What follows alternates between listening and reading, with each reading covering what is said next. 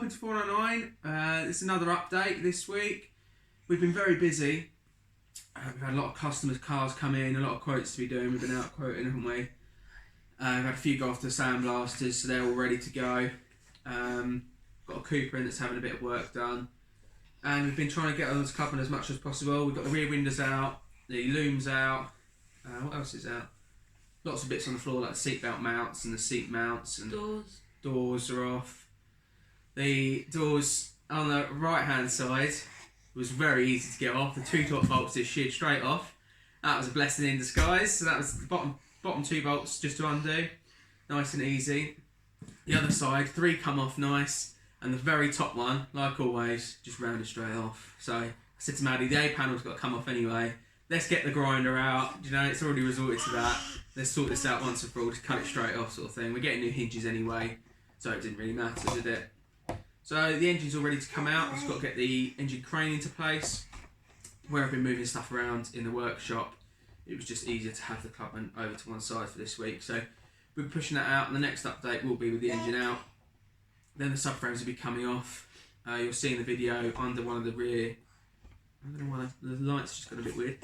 Under the rear windows, there's a lot of rot on one side, so I've got to make sure that we can get them panels. If not, I'm going to have to fabricate something up, which shouldn't be too bad. It's quite a simple panel anyway, but I'm hoping it's just something we can buy off the shelf, as with a lot of other things. Easier, isn't it? As it's not just a normal Mini, because it's a clubman estate, sometimes things like that are a bit harder to get hold of, especially with people doing their projects in lockdown. A lot of the stuff now is on back order or out of stock or whatever, so it might be a little wait. But that's it really. So next step, we're going to get the engine out, then we're going to get the subframes off, get it on the rollover jig, and then really get cracking on it. The logo's all done, which you've been sorting out, haven't you? Yeah, Pops and Grey Designers has finished and finalised our logo, which is fantastic. So we're going to be getting loads of merchandise done as well, jumpers, car stickers, maybe lanyards. What do you reckon? What would you like to see? There's two main logos. We've got the 499 logo, which is for the business side of things and for us. And any of the customers that come and have work done with 499 will receive 499 merchandise like stickers and jumpers and stuff. And then for the club members, we have got a club logo, which is very similar. And then the hoodies and the merch that the club members will have will be the club logo sort of thing. So there's two. If you've had work done with the company, you'll receive the company logo, or if you're in the club, you'll have the club logo. We're going to get a big flag done anyway, and the clubman's going to have a roof rack on it, so this big flag will be fluttering in the wind when we do our events and shows and everything, so everyone knows where we are. It's a big, oh, I'm here, sort of where's Wally sign, oh, we're here sort of thing. I mean, hopefully we get a few members and we get this thing really going, and yeah, we're passionate about it, so we're going to carry on that way, aren't we? And definitely, and it'll be really good fun, especially with the summer coming up.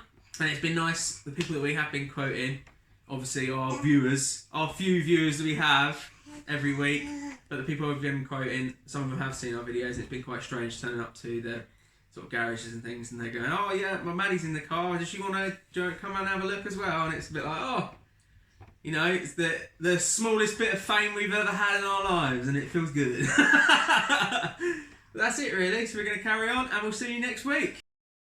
Hello and welcome to this week's update. So we've been rather busy this week getting all the windows and doors off. We've taken the windows out and the window surrounds out. This lower channel is actually a lot more rotten than we thought, so Harry is going to have to fix that, but that's no worries. He can get on with that and have another job. We've taken the doors off as well. As you can see here, two of the bolts had actually snapped, so that made taking that door off a lot easier. The other door, however, was slightly harder. One of the bolts had rounded, so as we were taking the A panel off, because that was rotten and needs replacing, we thought we'd kill two birds with one stone and just cut that out now so that it was so much easier to take this door off. We're getting the engine ready to come out, so we've WD-40'd all the bolts so they're loosening up, ready to come out. We've got the loom out as well, all ready to go. And we're halfway through getting the fuel tank out, but we're just waiting on another tool to help get the union bolt off, as that's all rounded. And yeah, so once we've managed to get that tool and the fuel tanks out, everything is getting there. Ready to go, isn't it? Yeah, so once we take the fuel tank out, we'll be able to get the rear loom out. which is what I'm kind of waiting for at the minute, to be able to get that rear section of the loom out, because it's all grommeted through the floor and through the back of the valance. With the fuel tank removed, it makes that a lot easier. Also, this panel won't come out without the fuel tank in there, which is a great design from Mini. As you see, there's a bit more sort of repair we've got to do in there, but generally the boot floor's pretty good and the wheel well's pretty good. So we got Maddie was cleaning out the gutters, because they were absolutely full of 20 years worth of grime and bugs and wasps and all sorts of nuts and bolts and screws and everything. So that's all cleaned out. We have to sweep the floor daily every time we work on this car, because more and more of it comes off. Doesn't it? So we've got the rear doors, they need repairing as well. The lower part of the skins are a bit rotten, and then they need gaskets and things. All the hinges are quite good. These surrounds are pretty good. They'll probably go off the blasting, just because you won't be able to sand in there very easily, and then they'll be ready for painting. And that's it. This A panel's already off. Cleaning up, and it's ready to go. So that's it really. We're going to get the engine out at some point. Got the engine crane ready to go over there, and once that's out, I'll get stripping that, and then Maddie can be painting that, and I'll put new gaskets and everything in it. I'll do a health check on it before we put the gaskets in, do a leak down and compression check, and then if it's all good, new clutch and new oil, all new gaskets, and Maddie over here is going to do a fantastic job painting it. We'll get it on the engine stand, which is over in the back there, the orange thing, which makes life so much easier. You can just turn it over and over and paint everywhere.